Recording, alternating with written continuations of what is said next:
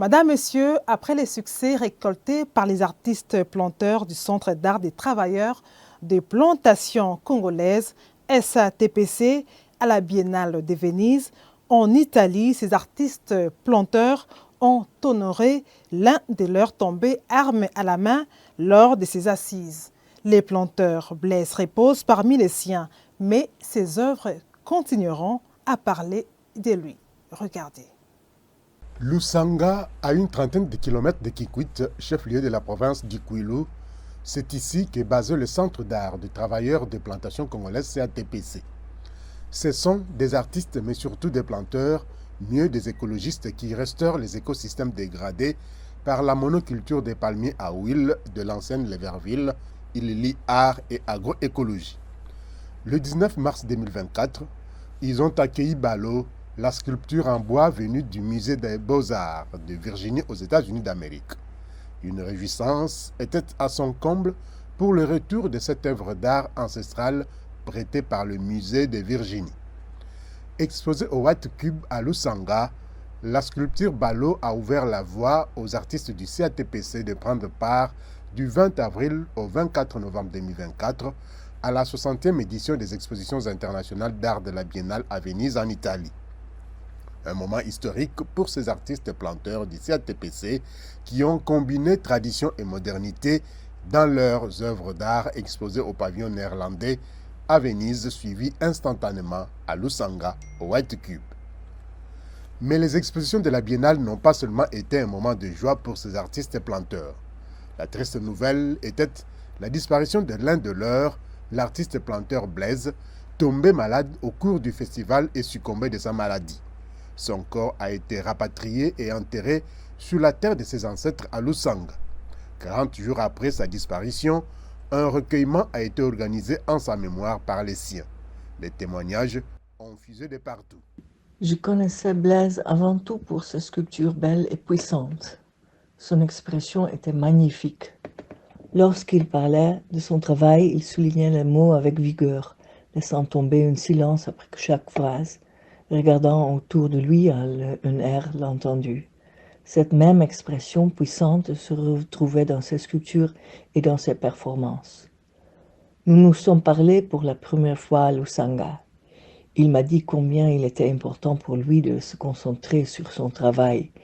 Il m'a dit « Je veux toujours me concentrer, toujours, il faut toujours concentrer. » Ensuite, nous nous sommes revus à Venise. Quand je suis allée le chercher à l'appartement le premier soir pour le dîner, il m'a dit « Je danse un peu ».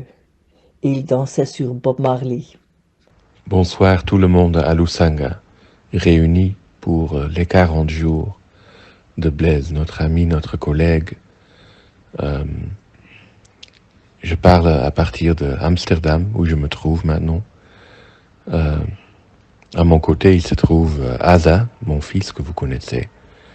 Nous sommes contents que vous êtes tous à Lusanga pour donner les derniers au revoir à Blaise qui est en train de passer vers l'autre côté.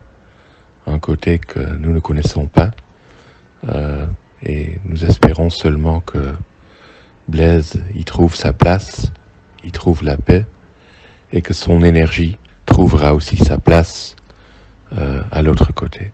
Pour notre ami Blaise, qui est plus qu'un ami d'ailleurs, c'est un frère, ça fait des années que nous passons tous ces mois ensemble à Lusanga, que je passe tous ces mois ensemble à Lusanga avec vous et avec lui. Et je tenais à partager avec ma voix, puisque mon image n'est pas présente, mes condoléances à toute la famille, à tous les amis qui ont été là pour l'accompagner dans son dernier voyage. Et Blaise était vraiment quelqu'un de très spécial. Je me souviens la première fois que je l'ai rencontré, c'était près des maisons en briques à Kankingangu. sur notre site de Human Activities et du CATPC. Ses anciens camarades sur place à Lusanga, artistes de surcroît, ont eu une pensée pieuse en sa mémoire, émus, mais ils ont eu le courage de s'exprimer. Nous avons récemment perdu notre cher collègue, défunt grand frère, Blaise Mandefou, qui nous a quittés à la suite d'une courte maladie, mais qui était fatale. Et on l'a enterré il y a 1 mois. Hier, c'était, je crois, ce qu'on appelle les 40 jours, donc lui rendre un dernier hommage, lui rendre les derniers honneurs avec la famille. Nous venons de perdre un grand artiste au milieu de nous, Blaise Mandefou. C'est vraiment sur le plan artistique, je pense que vous avez reçu beaucoup de témoignages. C'est quelqu'un qui a vite intégré le groupe. Il a dépassé beaucoup d'étapes, comme on le fait toujours, étapes de stage, jusqu'à devenir membre. Effectivement, nous l'avons suivi. À chaque étape, il s'est vraiment amélioré et l'équipe qui était autour de lui ne faisait que témoigner. Mais moi, je voudrais aborder aussi l'aspect humain de la personne. C'est que c'était un sage dans l'équipe et qui était conciliant. J'ai plusieurs témoignages de ses interventions lorsqu'il y avait des problèmes pour essayer d'arrondir les angles. C'était un homme de paix en fait. Il voulait tout le temps réconcilier. Et je me rappelle même lorsqu'on a été à Venise, je l'ai vu comme ça dans l'équipe, parfois après énervement prendre les dessus, venir se comporter comme un sage. C'est vraiment des qualités exceptionnelles qu'il avait et que nous sommes en train de regretter aujourd'hui. En plus de ça, dans la cohésion du groupe, c'est quelqu'un qui nous était très très important. Et voilà, le sort a décidé autrement. Ça a été un choc, surtout pendant qu'on était en pleine exposition à la Biennale de Venise. Perdre un élément aussi valeureux comme lui, ça a été un grand choc. Mais ça a été aussi, je dois dire, le moment d'unité entre les membres. On a vu l'équipe soudée autour de leurs collègues, beaucoup d'intercessions, beaucoup de prières. Malgré que les médecins, les autres n'étaient pas assez pessimistes, nous avons été confiés à notre Seigneur, mais telle était sa volonté de le prendre. Lui-même sait pourquoi il a pris en ce moment.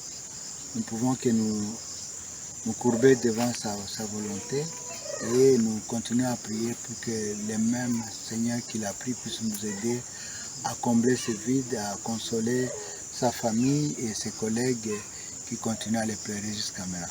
Blaise est certes parti rejoindre les ancêtres, mais ses œuvres continueront à parler de lui, non seulement en qualité d'artiste, mais surtout de planteur, d'écologiste, mu par la volonté de restaurer les paysages dégradés grâce à la reforestation pour lutter au même moment contre le changement climatique et la pauvreté de ses compatriotes de Lusanga et ses environs.